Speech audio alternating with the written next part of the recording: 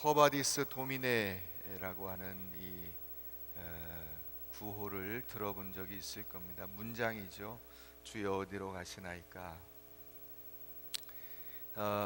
인터넷에 이렇게 보면, 이걸 쳐보면 어떤 사람이 거기다 이렇게 써놨어요. 그건 성경에 있는 말이 아니다, 그리고 영화에 나온 얘기다, 이러고 써 있는데 그런 걸 이제 무식의 소치라고 이야기하는 거죠. 우리가 오늘 읽었죠. 여기에 나오죠. 뭐라고 나옵니까? 주여 어디로 가시나이까 물어보죠. 성경에 있는 얘기입니다. 혹시 누가 그런 얘기하면 아니야, 요한복음 13장 36절에 있어, 이렇게 이야기하시면 됩니다. 주여 어디로 가시나이까. 이것에 관련된 이야기, 야사가 있죠. 이 네로 황제가 그 로마에 큰 화재가 났는데 그 로마의 큰 화재의 원인을 기독교인들한테 돌렸어요. 자기로서는 정치적인 어떤 탈출구가 될 수 있겠죠.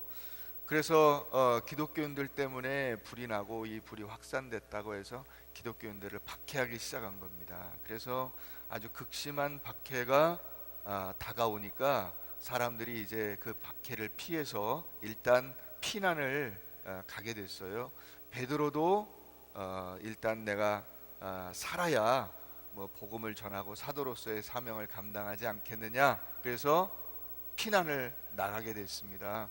그런데 그 성문 밖을 나가서 얼마 가지 않았는데 십자가를 지고 오는 예수님을 만난 거예요. 그 예수님을 만나서 예수님 어디로 가십니까? 코바디스 도미네를 그때 물어본 거죠. 어디로 가시나이까? 물었더니 예수님께서 네가 저 성 안에 내 양들이 죽어가는데 그 양들을 버리고 도망을 가니까 내가 그곳에 다시 들어가서 십자가에 내가 다시 달려야 되겠다 하는 말씀을 하셨다는 거예요. 그래서 베드로가 그 이야기를 듣고 이제 충격을 받은 거죠. 내가 이렇게 지금 도망을 가서는 안 되겠구나, 내가 예수님의 제자로서 어떻게 살아야 되겠는가에 대해서 고민한 끝에 다시 그 로마 안으로 들어가서 그곳에서 복음을 전하다가 순교하게 된다고 하는 이야기가 전해져 내려오고 있습니다. 성경에 나오는 이 베드로는 자기 과신이 강하고 또 성격이 매우 급하고 그 자기의 생각을 표현하는 방법이 매우 직설적이고 감정의 변화가 두드러진 사람으로 나타나 있습니다. 예수님께서 십자가 고난에 대해서 말씀하시니까 베드로가 바로 나서서 이야기하죠. 주여 그럴 수 없습니다. 왜 십자가를 지십니까? 그리고 예수님을 만류하는 장면이 나옵니다. 예수님께서 그 베드로를 조금 전에 칭찬하셨는데 곧바로 베드로에게 화를 내시고 책망을 하십니다. 사탄아 물러가라, 너는 나를 넘어지게 하는 자로다. 이게 베드로예요.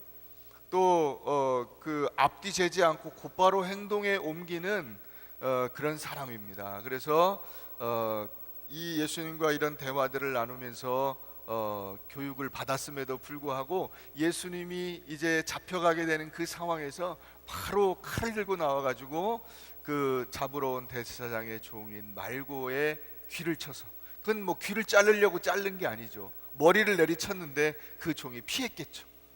아슬아슬하게 피해서 귀가 떨어진 거예요. 예수님께서 그 베드로를 책망하시죠. 검을 쓰는 자는 검으로 망한다. 그래서 다시 그 귀를 붙여주시고는 예수님이 체포를 당해서 그 십자가를 지러 가시는 장면이 나오게 됩니다. 그 예수님이 잡혀가시는데 베드로가 어떻게 했습니까?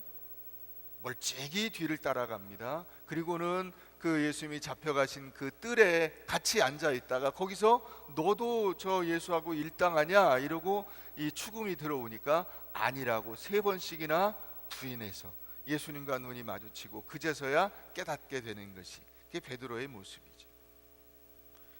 오늘 요한복음 13장 36절 38절 이 3절 말씀을 우리가 보았는데요, 이 말씀을 통해서 이 베드로의 모습을 생각하면서 우리가 어떻게 살아야 되겠는가를 다시 한번 묵상했으면 좋겠습니다. 먼저 첫째로 이 베드로의 야망이 있습니다. 베드로의 야망.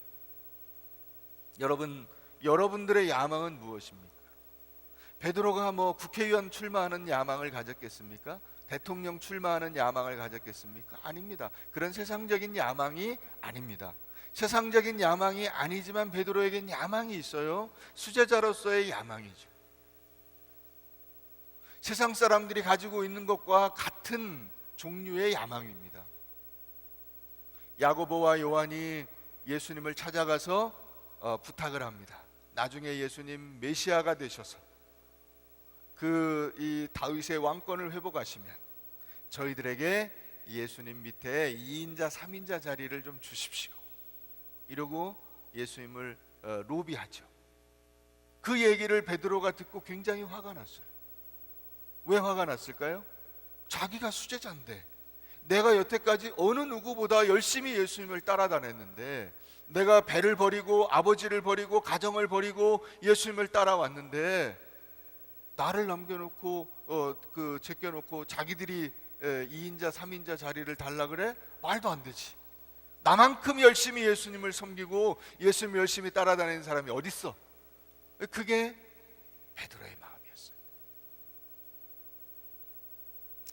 33절에 보면 거기 예수님이 말씀하시는 장면이 나와요. 그게 어떤 얘기냐면, 예수님이 다른 유대인들에게 이제 너희가 나를 보지 못할 것이다. 그랬더니 왜 못 봅니까? 내가 가는 데가 니들이 있는 데하고 다르다. 그런 얘기를 하셨다는 얘기가 나와요. 일찍이 내가 유대인들에게 너희는 내가 가는 곳에 올 수 없다고 말한 것과 같이 지금 너희에게도 이르노라, 이렇게 말씀하셨어요. 그러니까 내가 지금 가는데 너희는 못 따라오는 곳이야, 이렇게 말씀하시니까 베드로 생각에 나는 다른 유대인들하고 다르다, 이렇게 생각을 한 거예요. 다른 유대인들은 못 가도 나는 간다라고 생각을 한 거죠. 여러분, 이게 신앙의 야망이죠. 난 니들하고 차원이 달라, 수준이 다른 사람이야. 자기는 수제자 유대인이고 보상받을 만한 유대인이고 높은 자리에 오를 만한 유대인이라고 생각을 하는 것이죠. 그래서 묻는 겁니다. 왜 지금 제가 따라갈 수 없습니다?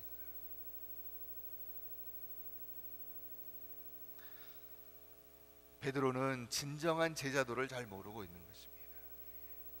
여러분, 진짜 제자의 모습이 무엇입니까?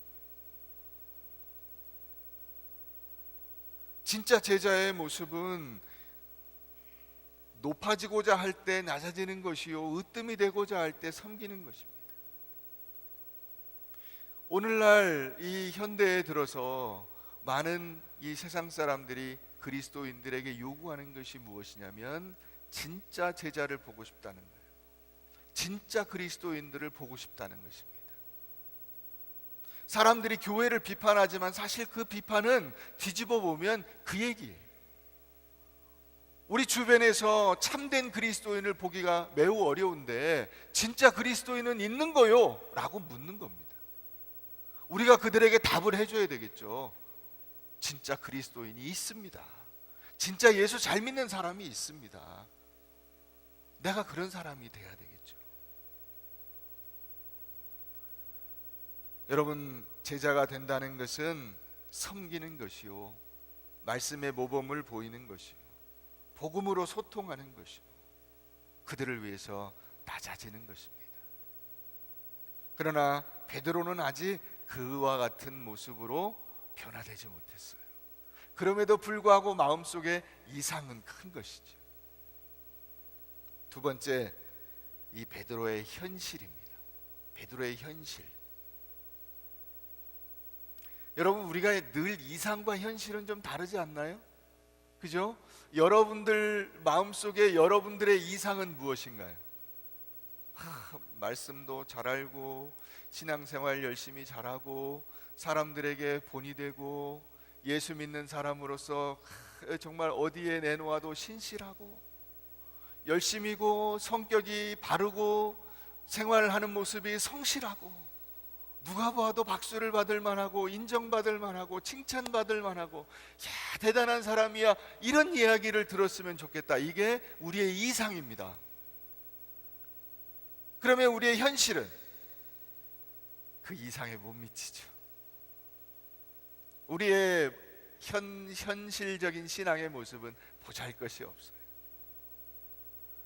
부모로서, 신앙인으로서 다른 사람들에게 나타낼 만한 모습이 없어요. 베드로의 현실이 뭐냐면, 베드로는 자기가 수제자로서 높은 수준에 있다고 생각을 했는데, 정작 그 신앙을 시험받을 타이밍, 이 기회가 딱 왔을 때 베드로의 보여준 그 현실적인 신앙의 모습은 어떤 것이었냐면, 아까 말씀드린 것처럼 칼을 빼들고 그냥 칼을 휘두르는 모습, 힘으로, 혈기로 모든 것을 해결하려고 하는 모습이었어요. 뿐만 아니라 그가 예수님을 따라가서 예수님과 같은 그 뜰에 앉아가지고 자기에게 추궁이 들어올 때, 너도 같은 패지, 너 일당이지? 그러면 이 베드로가 지금 여기서 묻잖아요. 왜 지금 제가 따라갈 수가 없습니까? 이걸 입증하려면 어떻게 해야 돼요? 맞습니다, 내가 일당입니다, 내가 예수님과 같이 있었습니다, 나도 십자가에 못 박으십시오, 이렇게 나서야 되는데 어떻게 했어요? 나 모르는, 저 사람 내가 절대로 모르는, 내가 하늘을 두고 맹세하는데 난 저 사람을 한 번도 본 적이 없다, 이러고 부인한 거예요. 여러분, 이게 우리의 신앙의 현실인 거죠.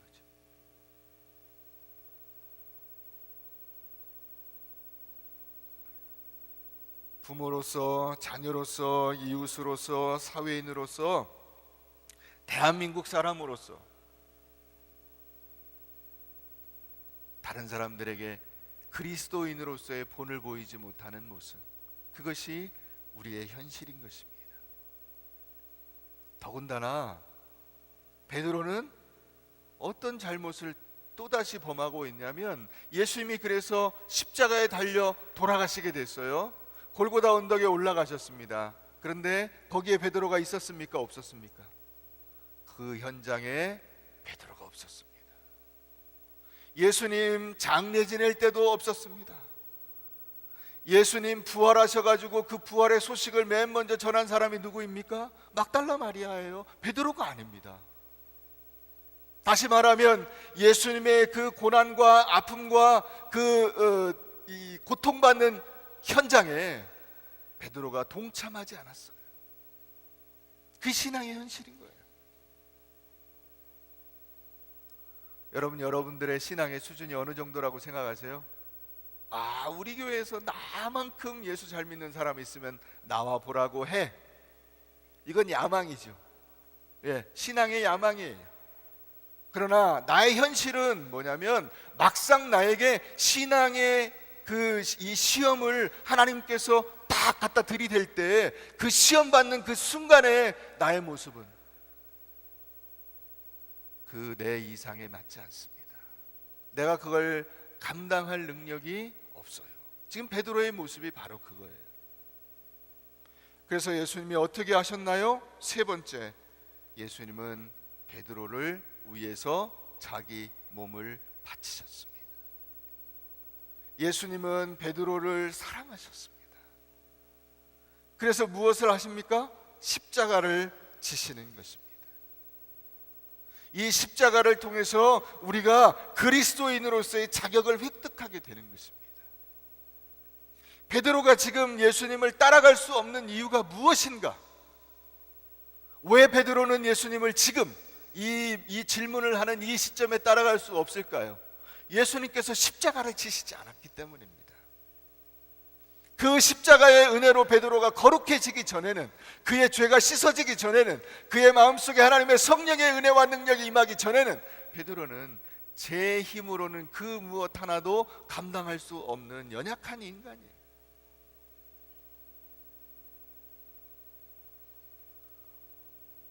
모든 그리스도인들의 죽음이 구속사적으로 의미를 갖게 되는 것은 언제입니까? 바로 예수님께서 먼저 십자가 대속의 죽음을 당하신 이후에, 그 다음에 쉽게 얘기하면 지금 예수님도 아직 십자가를 안 지시고 죽지 않으셨는데 베드로가 예수님을 위해서 죽습니까? 택도 없는 이야기죠. 얼토당토하지 않은 이야기예요.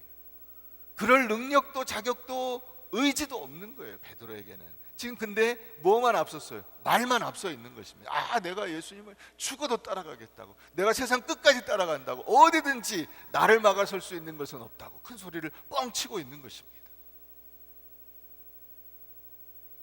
그와 같은 베드로를 예수님께서 어떻게 하십니까? 막 책망하시는 게 아니에요. 야, 베드로야, 너는 아직 그걸 감당할 만한 힘이 없어. 그 얘기예요. 안타깝게 여기시면서 네가 나를 따라온다고? 지금은 안 돼. 지금은 네가 그걸 감당할 힘이 없어. 능력이 없어.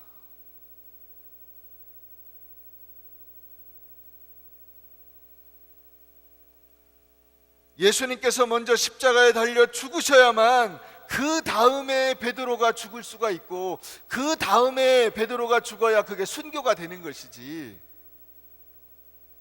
예수님도 지금 아직 십자가를 안 지셨는데 어디서 무엇 하다가 죽습니까? 그러니까 도망가 버린 거예요, 베드로가. 여러분, 예수님의 십자가가 없이는 그 어떤 시도도 실패하게 되어 있는 것입니다. 내 힘으로 시도하는 모든 일들은 그것이 설사 신앙에 관계된 일이라 할지라도 실패하게 되어 있는 것입니다. 그래서 마태복음 7장 22절 23절 말씀에 보니까 그날에 많은 사람이 나더러 이르되 주여 주여 우리가 주의 이름으로 선지자 노릇하며 주의 이름으로 귀신을 쫓아내며 주의 이름으로 많은 권능을 행하지 아니하였나이까 하리니 그때에 내가 그들에게 밝히 말하되 내가 너희를 도무지 알지 못하니 불법을 행하는 자들아 내게서 떠나가라. 많은 사람들이 와서 내가 주님의 이름으로 놀라운 일들을 하지 않았습니까? 하는 거예요. 이게 변화되기 이전의 베드로의 모습이죠.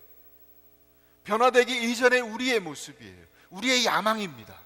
내가 주님의 이름으로 열심히 헌신해서 무언가를 이루어내리라 하는 거예요. 근데 예수님이 뭐라고 하십니까? 내가 너희를 도무지 알지 못한다 그래요. 또 그것뿐이냐? 도무지 알지 못하는 것 플러스 불법을 행한다 그래. 불법. 그렇게 하는 것은 하나님이 정한 규율이 아니라는 거예요. 세 번째는 떠나가라 그럽니다. 쫓아내버려요. 그러니까 여러분, 우리가 내 마음대로 헌신해서는 안 되는 이유가 바로 여기 있는 거예요. 내가 내 힘과 능력으로 사명을 감당하는 게 아니라는 사실을 우리가 알아야 되는 거예요.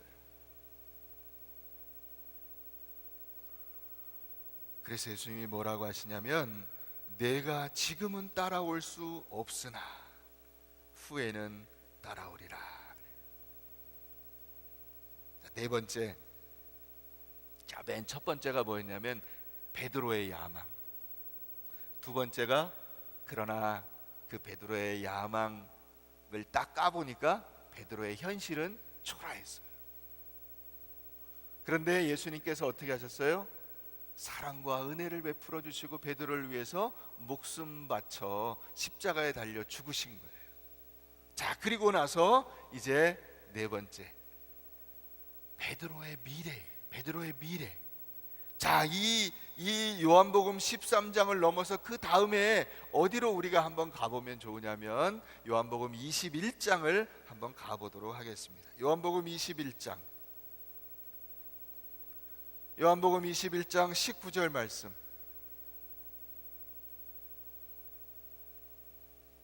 19절 뒷부분에 보겠습니다.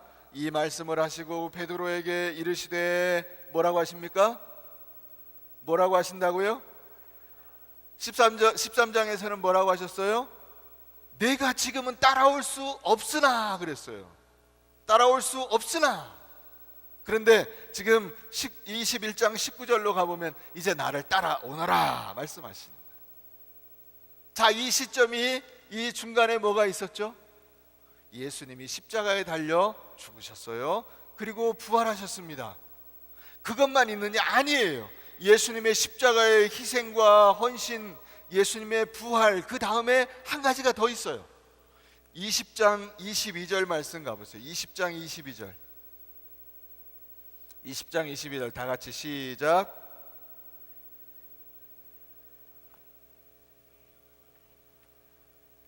뭘 받으라? 뭘 받으라? 성령을 받으라.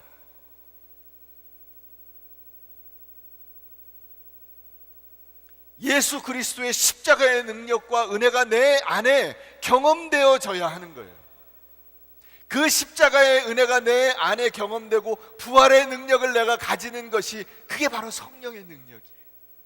성령께서 나에게 예수님이 내 죄를 위해서 십자가에 달려 죽으셨구나 하는 것을 알게 하시고 깨닫게 하시고, 예수님이 그래서 그 부활하신 것이 예수님이 그냥 살려고 부활하신 게 아니라 나를 살리기 위해서, 나에게 영원한 생명을 주시기 위해서 부활하신 것이라는 것을 깨닫게 해주시는 거예요. 그게 성령 받는 거예요. 그게 성령 받아가지고 와다다다다 뭐 이런 게 하는 게 성령 받는 게 아니에요. 내 안에서 진정한 심령의 변화가 일어나는 거예요.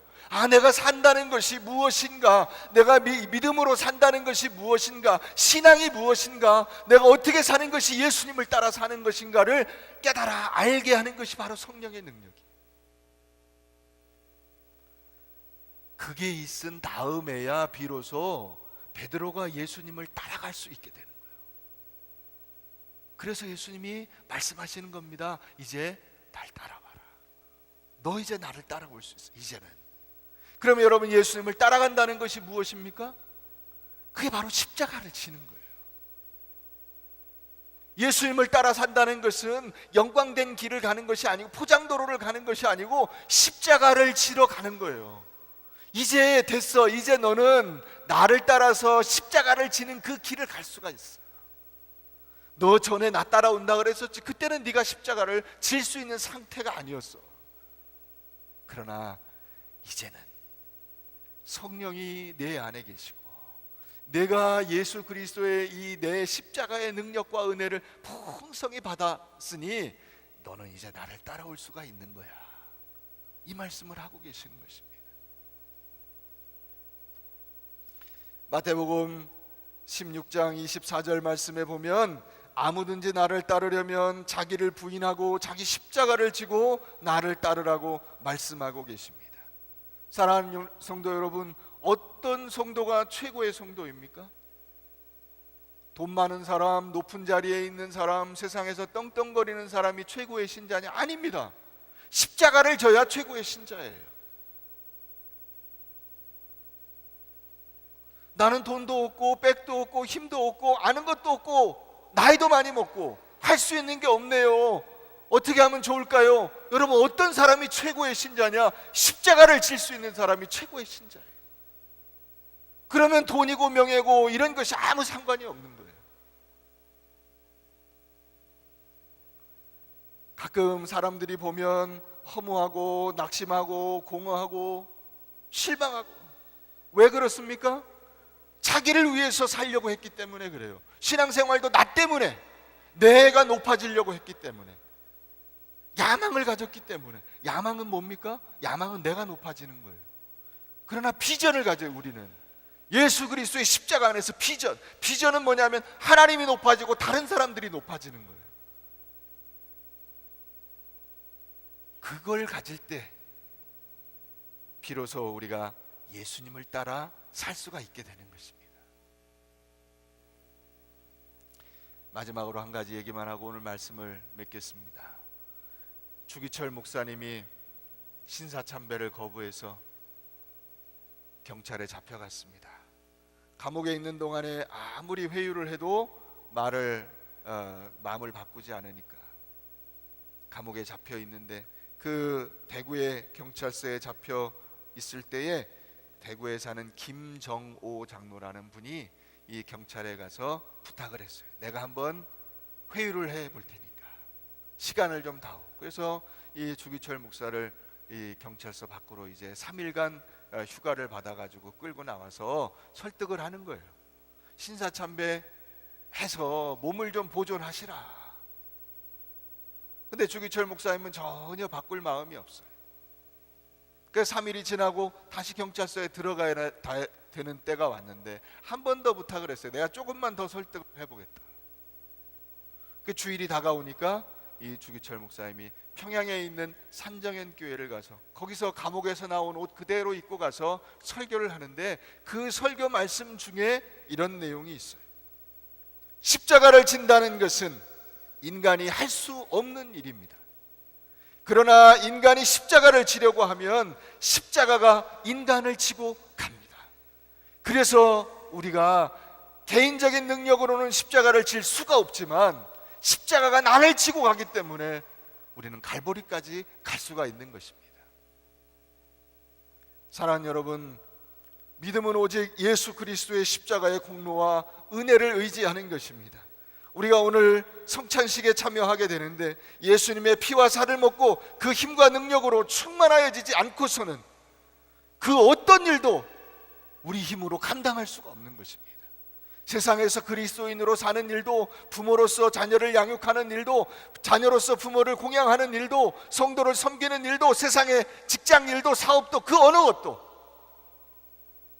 감당할 수가 없어요.